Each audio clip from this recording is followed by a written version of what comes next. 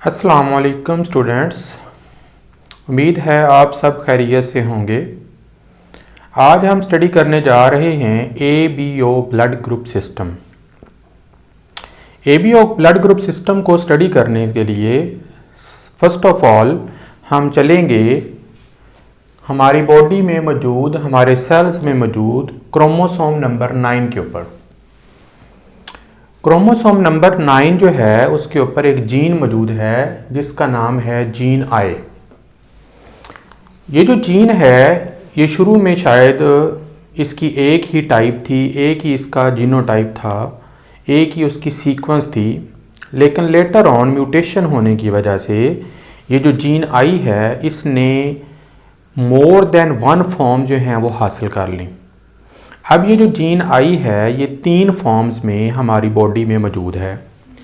इसकी एक फॉर्म जो है वो जीन आई ए है, और दूसरी फॉर्म जो है वो जीन आई बी है, और तीसरी फॉर्म जो है वो जीन स्मॉल आई है। ये जो म्यूटेशन होती हैं ये कुदरती तौर पर इंसान के सेल्स के अंदर मौजूद DNA के अंदर होती रहती हैं। कुछ म्यूटेशन जो है बेनिफिशियल होती हैं जबकि कुछ जो हैं वो हार्मफुल होती हैं, लेकिन ये एक तरह की बेनिफिशियल समझ लें म्यूटेशन थी जो जीन आई के अंदर जो है वो टेक्स प्लेस हुई, जिसकी वजह से हमारी बॉडी में डिफरेंट ब्लड ग्रुप सिस्टम जो हैं वो डेवलप हुए। इस सिस्टम को 1900 या 1901 में लैंड कार्ल स्टाइनर ने इनको डिस्कवर किया, और उसके बाद फिर इसके ऊपर जो है वो काम होता चला गया, और फिर इसकी डिटेल जो है वो हमारे सामने आना शुरू हो गई।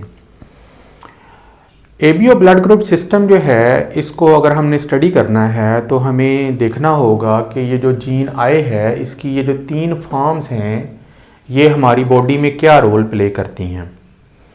जैसा कि आपको पता है कि कोई भी एक इंसान जो है वो अपनी बॉडी में जीन का पेयर रखता है, क्योंकि कोई भी जीन होगा वो एक जीन जो है वो मदर की तरफ से आएगा और एक जीन जो है वो फादर की तरफ से आएगा, और जब दोनों जीन हमारी बॉडी में इकट्ठे हो जाते हैं तो वो एक अलील की सूरत में रिप्रेजेंट करते हैं। अब ये जो जीन आई है ये हमारी बॉडी में एक प्रोटीन सिंथेसाइज करता है जिस प्रोटीन का नाम है एंटीजन ए। जब जीन आई हमारी बॉडी में मौजूद होगा तो हमारी बॉडी में एंटीजन ए मौजूद होगा। अब ये जो जीन आई है ये एंटीजन ए 2 सूरतों में प्रोड्यूस कर सकता है। अगर मेरे या हमारे पेरेंट्स जो हैं वो दोनों आई ए जीन मुझे देते हैं या हमें देते हैं, तो मेरी बॉडी में या आपकी बॉडी में अगर जीन आई ए आ गया है तो उस सूरत में मेरी बॉडी में या हमारी बॉडी में कौन सा जो एंटीजन है वो प्रोड्यूस होगा, एंटीजन ए। एक और सूरत भी है कि अगर कैपिटल जीन आई ए और स्मॉल आई अगर इकट्ठे हो जाएं तो आई ए जीन जो है वो डोमिनेंट होता है, और स्मॉल आई जो है रिसेसिव होने की वजह से भी हमारी बॉडी में एंटीजन ए प्रोड्यूस हो सकता है। अगर हमारी बॉडी में एंटीजन ए प्रोड्यूस हो जाता है तो ये जो एंटीजन है ये हमारे RBC रेड ब्लड सेल के ऊपर जाकर अटैच कर जाता है। वो कैसे अटैच होता है वो फिर हम नेक्स्ट लेक्चर में देखेंगे। तो जैसे ही ये देखें एंटीजन ए जो है ये हमारे RBC के ऊपर अटैच हो जाता है तो उस सूरत में हमारा जो ब्लड ग्रुप है उसे हम कह देते हैं कि हमारा ब्लड ग्रुप जो है वो ए है, क्योंकि हमारे RBC के ऊपर एंटीजन ए लगा हुआ है। लेकिन उसके साथ साथ हमारे ब्लड के सीरम के अंदर एक एंटीबॉडीज़ प्रोड्यूस हो जाती है इस एंटीजन ए की वजह से, जो बर्थ के टाइम से ही पैदा होना शुरू हो जाती है। उसे हम नाम दे देंगे एंटी-बी एंटीबॉडीज़। इसके बारे में हम थोड़ी देर के बाद दोबारा डिस्कस करेंगे। अब हम आते हैं दूसरे जीन की तरफ जिसका नाम है IB। ये जो IB जीन है ये एंटीजन एक और प्रोटीन बी प्रोड्यूस करता है, और एंटीजन बी 2 सूरतों में प्रोड्यूस हो सकता है किसी भी इंसान के अंदर।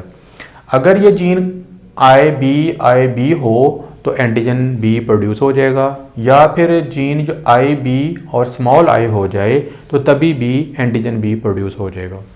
अगर एंटीजन बी प्रोड्यूस हो जाए तो इंसान के RBC के ऊपर बी एंटीजन जो है वो अटैच हो जाएगा। जब इंसान के जिस्म के मौजूद रेड ब्लड सेल के ऊपर एंटीजन बी अटैच हो जाएगा तो उस सूरत में इंसान का ब्लड ग्रुप बी हो जाएगा। लेकिन इंसान के ब्लड सीरम के अंदर एंटी ए एंटीबॉडीज़ प्रोड्यूस हो जाएंगी। तो इसको भी हम लेटर ऑन जो है दोबारा डिस्कस करेंगे। तो अब हम आते हैं तीसरे जीन की तरफ। तो तीसरा जीन जो है ये उसकी अल्टरनेटिव फॉर्म है जीन आई की, जो कि है स्मॉल आई, जो कि रिसेसिव फॉर्म है। इसकी सिर्फ एक ही फॉर्म होती है स्मॉल आई। ये उसी वक्त अपने आप को एक्सप्रेस कर सकता है जब ये रिसेसिव फॉर्म में दोनों स्मॉल आई मौजूद हों। ये जो दोनों स्मॉल आई जीन्स होते हैं ये किसी भी एंटीजन को रिप्रेजेंट नहीं करते। लिहाजा जो इंसान जिसके अंदर मदर और फादर दोनों से स्मॉल आई जीन आ जाएंगे, उनके आरबीसी के ऊपर, उनके ब्लड के अंदर कोई एंटीजन मौजूद नहीं होगा। लिहाजा उनके जो आरबीसी हैं वो एम्प्टी होंगे, उनके ऊपर किसी किस्म का एंटीजन नहीं लगा होगा। लिहाजा ऐसे इंसान का जो ब्लड ग्रुप है वो ओ हो जाएगा। लेकिन इस इंसान के जिस्म में एंटी ए और एंटी बी दोनों तरह की एंटीबॉडीज़ मौजूद होंगी। अब ये जो जीन आई ए है और जीन आई बी है ये दोनों एक जगह पर भी रह सकते हैं, जिसे हम कोडोमिनस कहते हैं, यानी ये दोनों मिलकर अपने आप को एक्सप्रेस कर सकते हैं। जैसा कि एक और केस में देखा गया है कि एक इंसान है, उसको मदर की तरफ से आई ए मिल गया है, फादर की तरफ से आई बी मिल गया है, तो उसके जो जीनोटाइप है वो आई ए आई बी बन गया है।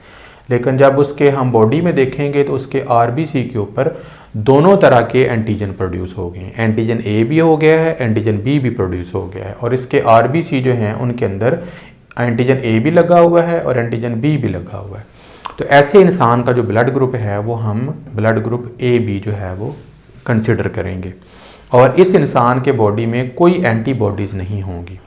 अब ये एंटीबॉडीज़ क्या हैं? एंटीबॉडीज़ एक और प्रोटीन है जो हमारी बॉडी के ब्लड में उस वक्त प्रोड्यूस हो जाती है जब हमारी बॉडी में एक मखसूस टाइप का एंटीजन ए या एंटीजन बी प्रोड्यूस हो जाता है। आम तौर पर उसके जो अपोजिट एंटीबॉडीज़ हैं वो प्रोड्यूस की जाती हैं। मिसाल के तौर पर अगर एक इंसान के ब्लड के ग्रुप के ऊपर एंटीजन ए लगा हुआ है तो उसके ब्लड के सीरम के अंदर एंटी बी यानी बी के ख़िलाफ़, ये जो बी है उसके ख़िलाफ़ एंटीबॉडीज़ बन जाएंगी। तो ये शायद इसलिए किया गया है ताकि एक इंसान का ब्लड दूसरे इंसान को जो है वो ट्रांसफ्यूज़ ना किया जा सके, उसको लगाया ना जा सके। इसी तरीके से अगर जो हम एंटीजन बी वाले ब्लड में देखते हैं तो उसके ऊपर एंटीजन बी लगे हुए हैं, तो इसके ब्लड के अंदर, इसके ब्लड के सीरम के अंदर एंटी ए एंटीबॉडीज़ मौजूद हैं। लेकिन क्योंकि एंटीजन ए और एंटीजन बी जो है ये दोनों इकट्ठे भी रह सकते हैं due to the presence of I A I B, तो जिस इंसान का ब्लड ग्रुप ए बी होगा तो उसकी बॉडी में ये दोनों एंटीबॉडीज़ नहीं होनी चाहिए, क्योंकि अगर होंगी तो इंसान की डेथ हो जाएगी, क्योंकि वो एक दूसरे के साथ आपस में रिएक्ट करेंगे और उससे इंसान की डेथ हो। इसलिए कुदरत ने उनके अंदर कोई एंटीबॉडीज़ जो हैं वो नेचुरली तौर पर प्रोड्यूस नहीं होती। तो इस तरीके से ये हमारे पास एक चार जो हैं वो हमारे पास ग्रुप बन जाते हैं। ब्लड ग्रुप ए है, ब्लड ग्रुप ए बी है, ब्लड ग्रुप बी है और ब्लड ग्रुप ओ है। तो इस तरीके से चार ब्लड ग्रुप जो हैं वो बन जाते हैं। अब ये जो ब्लड ग्रुप हैं जब इंसान के जिस्म में मौजूद होते हैं तो ड्यूरिंग वर्ल्ड वार 2 जब ज़ख्मियों को एक दूसरे का ब्लड ट्रांसफ्यूज़ किया जाने लगा ज़ख्मियों की ज़िंदगी को बचाने के लिए, तो कुछ मरीज़ों में तो सेहत याबी हो गई, लेकिन कुछ मरीज़ जो हैं उनके अंदर रिएक्शन शो हुआ और उनकी डेथ हो गई। तो ये उसके बाद में पता चला कि ये जो ब्लड ट्रांसफ्यूजन होती है एक इंसान का खून दूसरे इंसान में मुंतकिल करने के लिए ब्लड ग्रुप को मैच करना भी ज़रूरी होता है। अगर मैचिंग नहीं होगी तो एक इंसान के एंटीजन और दूसरे इंसान की एंटीबॉडीज़ आपस में रिएक्ट कर सकते हैं, या एक की एंटीबॉडीज़ दूसरे के एंटीजन के साथ रिएक्ट कर सकती हैं, जिससे एक प्रोसेस हो जाता है जिसे एग्लूटिनेशन कहते हैं। उसमें इंसान के जो रेड ब्लड सेल हैं वो क्लम्पिंग करते हैं, वो जुड़ जाते हैं आपस में, और जुड़ने की वजह से जो ब्लड कैपिलरीज हैं वो स्टक हो जाते हैं, और इसके साथ साथ एक हीमोलाइसिस का प्रोसेस यानी ब्लड जो हैं वो सेल टूटना शुरू हो जाते हैं और इंसान की डेथ हो जाती है। इसलिए जब भी हम ट्रांसफ्यूजन करेंगे तो हमें ब्लड ग्रुप की मैचिंग करनी होगी, अदरवाइज़ जो है उसका नुकसान हो जाएगा। अब ब्लड ट्रांसफ्यूजन कैसे करेंगे तो उसके लिए हमने यहाँ पर एक चार्ट बना लिया है। ब्लड को ट्रांसफ़र करने के लिए एक तरफ हमने रख दिया है डोनर और एक तरफ हमने रख दिया रेसिपिएंट। ये डोनर के ब्लड ग्रुप्स हैं और ये रेसिपिएंट के ब्लड ग्रुप हैं। तो हम देखेंगे कि हम कौन सा ब्लड किसको दे सकते हैं। तो अगर हम बात करें ए और ए की तो हम आसानी के साथ जो हैं वो ए को ब्लड दे सकते हैं, क्योंकि ए के अंदर कोई एंटी ए एंटीबॉडीज़ नहीं होती, एज़ यू नो दैट। इसी तरह से बी को हम ब्लड नहीं दे सकते क्योंकि बी के पास ऑलरेडी एंटी ए एंटीबॉडीज़ मौजूद होती हैं, जिससे रिएक्शन होगा और एग्लूटिनेशन होने के चांसेस बहुत ज़्यादा होते हैं। इसी तरीके से ए जो है वो ए बी को भी ब्लड ग्रुप दे सकता है क्योंकि ए बी के पास भी कोई एंटीबॉडीज़ जो हैं वो नहीं होती। इसी तरीके से हम ओ को ब्लड नहीं दे सकते क्योंकि ओ ब्लड ग्रुप के पास एंटी ए और एंटी बी दोनों एंटीबॉडीज़ मौजूद होती हैं। तो इस तरीके से हम ए वाला जो ब्लड ग्रुप जो है डोनेट करने वाला वो ए को भी दे सकता है और ए बी को भी दे सकता है। क्यों दे सकता है? क्योंकि नो एंटी ए एंटीबॉडीज़ इनके अंदर मौजूद होती हैं। अब हम बात करते हैं बी वाले ब्लड ग्रुप की। तो बी वाला ब्लड ग्रुप ए को नहीं दे सकता क्योंकि ए के पास एंटी बी एंटीबॉडीज़ होती हैं। इस तरह बी वाला ब्लड ग्रुप जो है वो ए बी वाले ब्लड ग्रुप को खून दे सकता है क्योंकि उसके पास एंटीबॉडीज़ नहीं होती, और ओ को नहीं दे सकता क्योंकि ओ के पास एंटीबॉडीज़ मौजूद होती हैं। तो बी वाला फिर बी को दे सकता है और ए बी को दे सकता है। क्यों दे सकता है? क्योंकि इनके पास एंटी बी एंटीबॉडीज़ मौजूद नहीं होती। तीसरे केस की तरफ आते हैं। तो ए बी वाला ब्लड ग्रुप जो है ए को भी नहीं दे सकता, बी को भी नहीं दे सकता क्योंकि दोनों के पास anti A anti B antibodies होती हैं। ए बी वाला ए बी को ब्लड ग्रुप दे सकता है क्योंकि दोनों का ग्रुप मैच कर जाता है। ए बी वाला ओ को नहीं दे सकता क्योंकि ओ के पास ए एंटीबॉडीज़ भी होती हैं और बी एंटी बी एंटीबॉडीज़ भी मौजूद होती हैं। इसलिए ए बी जो है वो सिर्फ ए बी को दे सकता है क्योंकि ए बी के पास ना ही ए और ना ही बी के ख़िलाफ़ एंटीबॉडीज़ होते हैं। इसी तरीके से जब हम ओ की बात करते हैं तो ओ वाला जो है वो सिर्फ ओ वाले को ब्लड ग्रुप दे सकता है, लेकिन थोड़ी सी मिकदार में ये ब्लड ग्रुप ए बी और ए बी को भी दे सकता है क्योंकि ओ वाले ब्लड ग्रुप के पास कोई एंटीजन नहीं होता, लेकिन उसके एंटीबॉडीज़ जो हैं वो उनके अंदर मौजूद हो सकते हैं।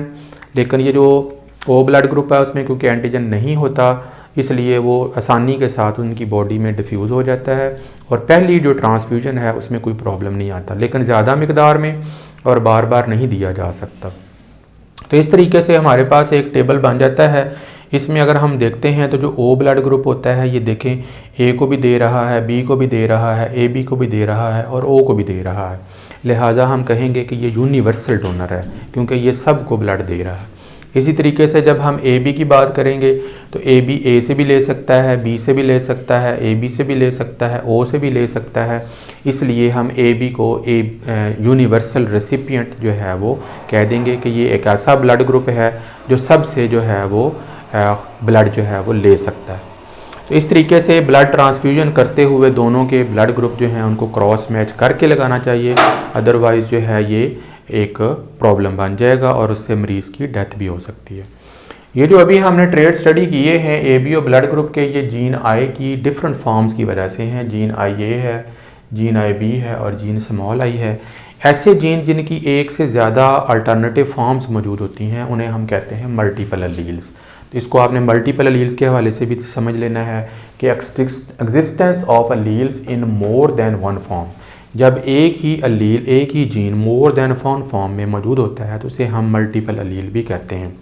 और यहाँ पर आप कोडोमिनेंस को भी आसानी के साथ समझ सकते हैं कि देखें यहाँ पर एंटीजन ए आई ए और एंटीजन बी प्रोड्यूस करने वाला आई बी जब एक दूसरे के साथ इकट्ठे हो जाते हैं और दोनों ही एक ही जानदार में जब एक्सप्रेस हो जाते हैं और उनके एक्सप्रेस होने से एक नया फिनोटाइप जो है वो हमारे सामने आ जाता है, इसे हम कोडोमिनेंस का नाम देते हैं।